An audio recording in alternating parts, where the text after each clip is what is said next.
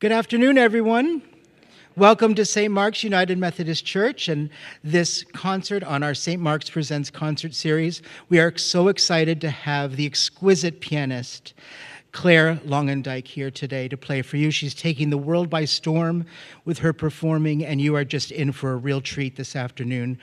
I have the great fortune of being able to work with Claire at Franklin College, and she's almost Dr. Longendijk. She'll be finished very soon with her doctorate from IU, and we're just thrilled to have her here today. Couple logistical things. There is a sign-up sheet back there if you'd like to receive Claire's newsletter, so please make sure you sign up for that on the clipboard that's in the back. There's also a basket if you feel led to contribute to our concert series. I would be very, very grateful for that so we can continue to bring these wonderful concerts to you. And also there will be a reception in the narthex after the concert so you can meet our performer. So please stay and enjoy and meet Claire. So with no further ado, Claire Longendijk.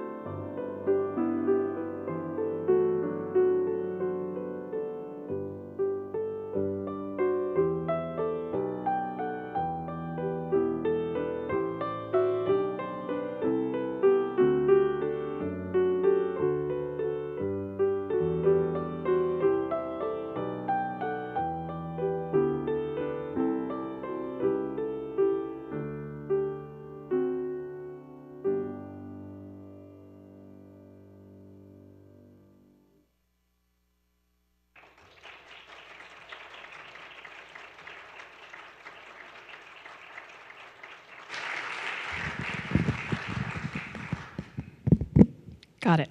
Good afternoon, everybody. Thank you so much for being here. It's a pleasure to be back. Actually, this is my second time at St. Mark's. I was here with another Franklin colleague, Dr. Gabe Fadale, last year, and I am so glad to be back performing a solo performance this time. I love to talk to my audiences because it makes me a little bit less nervous. It tells you a little bit about what you're hearing, and it allows me to share a little bit, not only about myself, but about the way that I hear and interpret the pieces that I'm playing. And what I think you might see when just sort of doing a scan down the program today is that there are some very familiar names with maybe unfamiliar pieces attached to them. Very few people know, for example, Beethoven's second out of his 32 sonatas. And then there are some very unfamiliar names maybe. And so it's always my pleasure to share a little bit about why I've chosen these pieces and to give you sort of a listening map for how to hear them as you're taking them in. This very first piece was probably a very familiar tune for you, but I think the story behind it is always worth sharing. Myra Hess was a very, very well-known British pianist.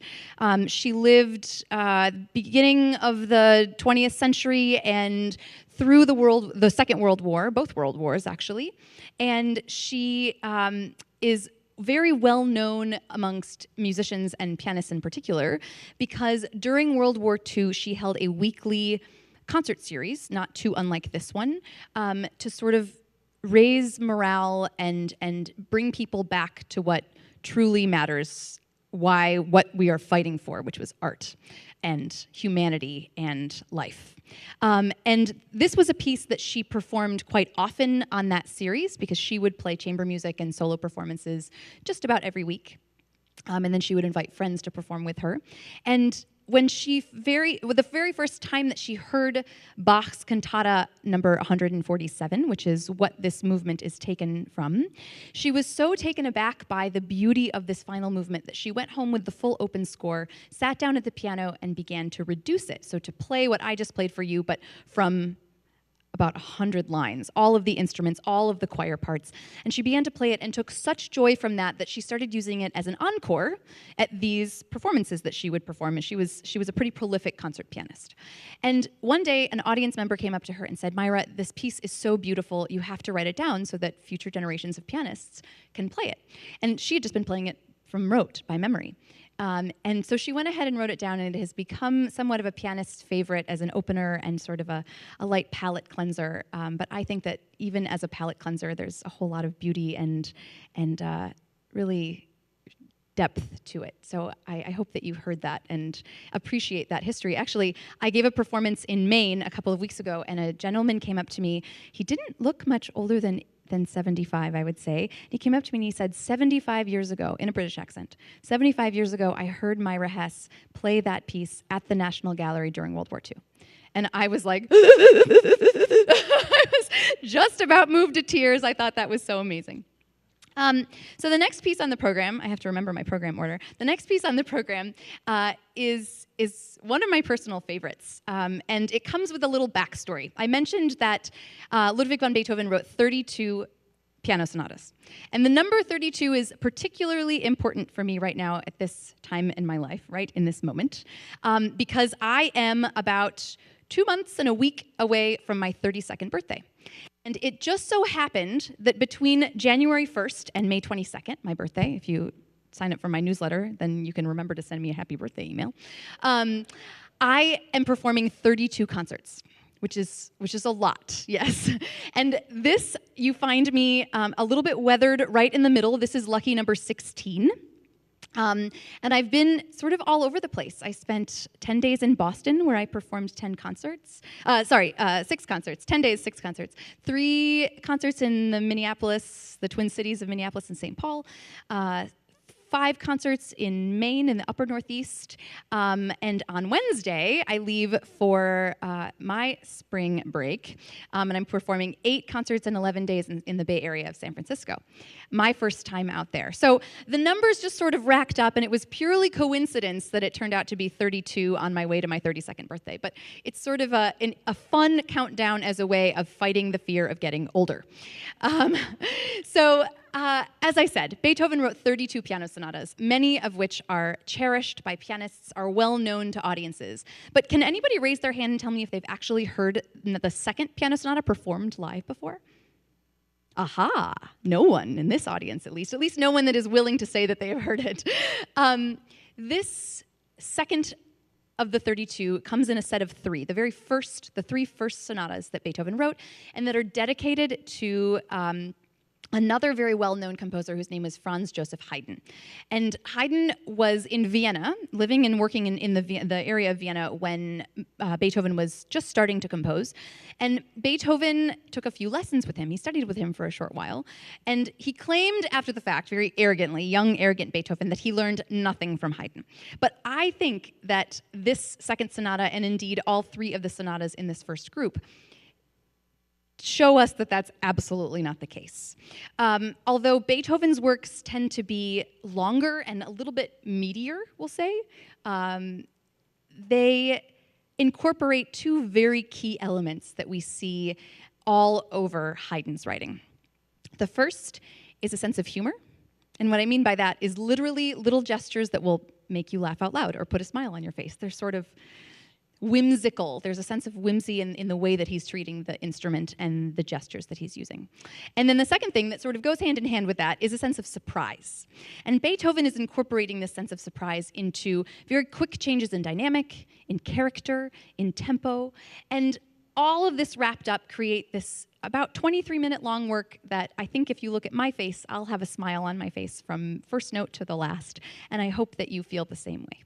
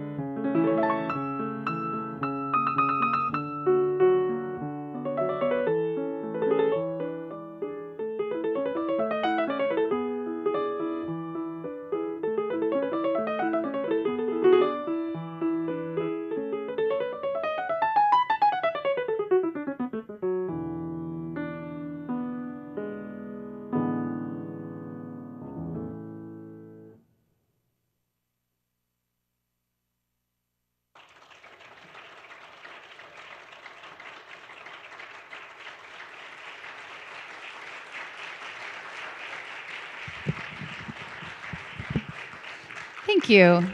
I love pointing out that the term grazioso, which is the character marking for that last movement, you don't see that very often, particularly in Beethoven, especially without a speed. Usually it says allegro, which means fast, largo, which means slow. Exactly. Good. See? But something like grazioso, which just means gracefully and as it comes to you, is just, gosh, what a cool guy. He was just saying, play it the way that you feel it, which is pretty neat for somebody who was writing as early as Beethoven was writing.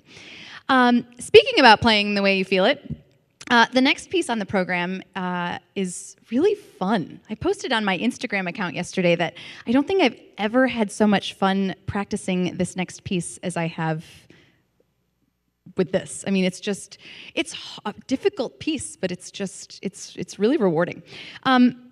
This is the first time I've performed White Lies for Lomax by Mason Bates, who is a living composer based in the San Francisco Bay Area. Part of the reason that I'm performing this is that I'm going out and since it's my first time out there, I'm turning it into sort of a discovery of the Bay Area, both for me to discover the Bay Area and for the Bay Area to discover me. And so I'm performing my sort of normal classical program, which you're hearing today, Rachmaninoff, Beethoven, and Bach, arranged by Hess. And then I'm complementing that already viciously difficult program with a series of viciously difficult pieces written by Bay Area composers. And I'm performing at the San Francisco Conservatory of Music, where I'm doing a lecture recital with pieces by the composers who are on faculty there. I'm performing at their Center for New Music. I'm performing on a houseboat concert in Sausalito. I'm excited about that one. The pace, I've learned that the pace of the Bay Area is a lot slower than the pace of Claire Longendijk. I'm somebody who has her ducks in a row about a year and a half before things happen. And so if that's 18 months ahead of time, Bay Area folks have things lined up about 18 hours ahead of when things happen there. That stresses me out just a little bit. Rather than, since this is a first time for me performing it, I'm going to read you what Mason writes. Mason is a Grammy-winning now composer. He just won one of his operas, the opera Steve Jobs, actually, which my current, not quite my alma mater yet, but IU just performed, just won a Grammy, which is very exciting. So Mason writes, "It is still a surprise to discover how few classical musicians are familiar with Alan Lomax, the ethnomusicologist who ventured into the American South and elsewhere to record the soul of a land. Those scratchy recordings captured everyone from Muddy Waters to a whole slew of anonymous blues musicians. White Lies for Lomax dreams up wisps of distant blues fragments, more fiction than fact, since they are hardly honest recreations of the blues, and lets them slowly accumulate to an assertive climax. This short but dense homage ends with the sounds, I'm not going to tell you that part, ends with sounds that you will discover. There's a little surprise at the end that my friend Heath over here is gonna help me line up. There we go. Now he knows that this is the right piece. So this one's a hoot and a holler, and I hope you enjoy it.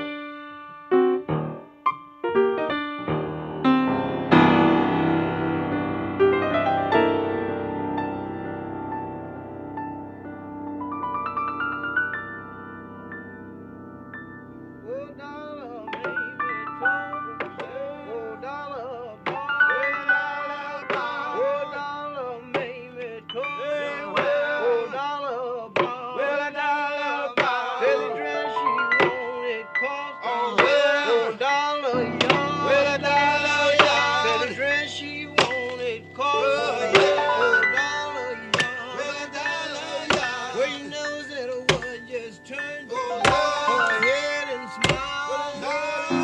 Well, you know that a woman just turned her head and smiled. Hey, you shall have it, yeah. Everything is world. Say you shall have it, yeah. Everything is world. That was so many dollars broke. No heap on string. That was so many dollars broke. Broke heap on string. Dollars falling like a shot of a rain. Dollars falling like a shot of rain. People coming from miles around. People coming from miles around. Just see when it rain, I'm up. Drop on down. Just see when it rain, I'm up.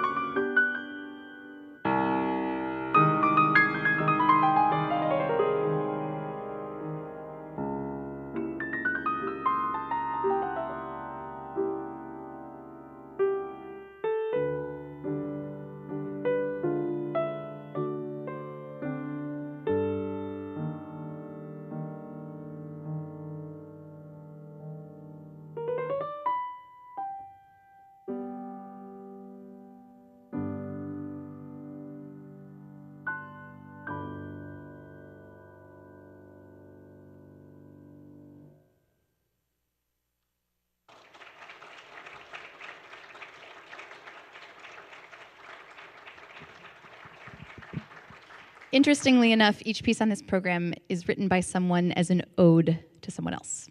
Bach and Myra Hess to Bach, Beethoven to Haydn, Mason Bates to Alan Lomax, and Eleanor Armour, who is another San Francisco Bay Area composer, to Schubert. I don't know if anybody is familiar with the Trout Quintet, with that little like that little homage that she puts in at the end might be familiar if there are any Schubert aficionados in the audience.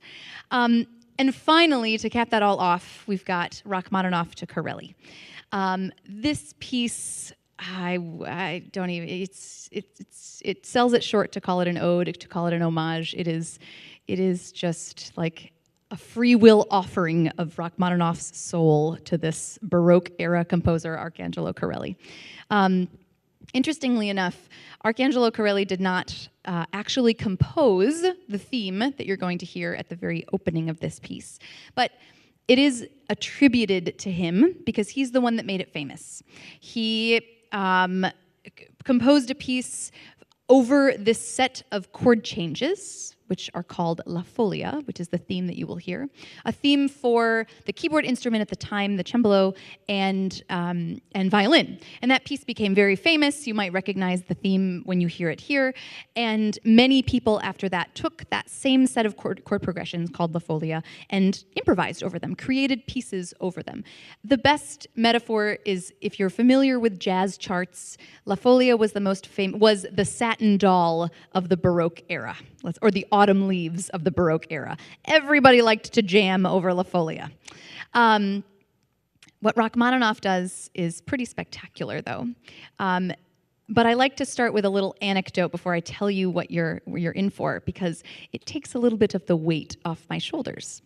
So this is the 16th time that I performed Rachmaninoff's Corelli Variations. Rachmaninoff did a fair amount of performing of this piece himself. He was an amazing and prolific pianist, and he is known for not only his enormous hands, but for his truly virtuosic technique. But believe it or not, this piece stumped him a little bit. And in a letter where he was sending a copy of the piece to his Russian colleague Nikolai Metner, he wrote a letter that said, he mentioned that, he's performed this piece about 15 times, kind of like me, and he was only happy with one of those performances. And he said, I can't even play my own music. I don't know what to tell you. He said, and the worst part is the piece is boring. It's not boring. He said, the piece is boring. He said, audiences cough and yawn in the middle of it. And so he used to play tricks on his audiences. And what would happen is if somebody started coughing, he would skip a variation. There are 21 variations. He would skip a variation and go to the next one. And he never got through the entire piece. He said his best performance was in New York. I was glad to know it was an American city. It was in New York. He played 18 out of 21 variations. His worst performance, he didn't say where it was, but he only played 10. He played fewer than half of the variations that he had written. So he's sort of sending this to Metner, saying, "Good riddance. See if you can do any better, but bon courage." Interestingly enough, my bar must be lower than Rachmaninoff's, than dear old Sergei's, because I've been happy with about, let's be fair, maybe three out of the 15 performances that I've done. So we'll see if we can add this to that list today. What you are in for is an absolute melting pot of styles where if you had heard it without this spiel or without a program, you might think that 21 different composers had written each one. He incorporates jazz. He incorporates the influence of Bach and Prokofiev and Brahms. He incorporates French accordion music. And then when he boils it all down, he just incorporates, it is just a trademark of true Russian late Romantic style. So I hope you enjoy Rachmaninoff's Corelli Variations.